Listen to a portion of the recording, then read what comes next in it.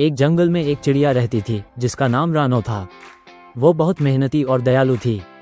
उसी जंगल में एक चालाक और आलसी कौवा भी रहता था। कौवा हमेशा चिड़िया को परेशान करने की कोशिश करता था। एक दिन रानो और कौवे ने मिलकर खेत में सब्जियां उगाने का फैसला किया।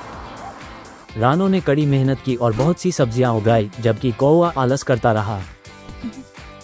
जब सब्जियां तैयार हो गईं, तो कौवे ने रानो से सारी फसल हड़पने की कोशिश की। लेकिन रानो चिड़िया बहुत बुद्धिमान थी। उसने कौवे को एक नदी के किनारे बुलाया और कहा कि खेत की सारी फसल नदी में गिर गई है। कौवे ने रानो की बात पर विश्वास कर लिया और नदी में कूद गया। इस तरह रानो चिड़िया ने अपनी मेहनत का फल बचा लिया और कौवे को सबक सिखाया। Now it's a flipper flapper root. Ease sleazy.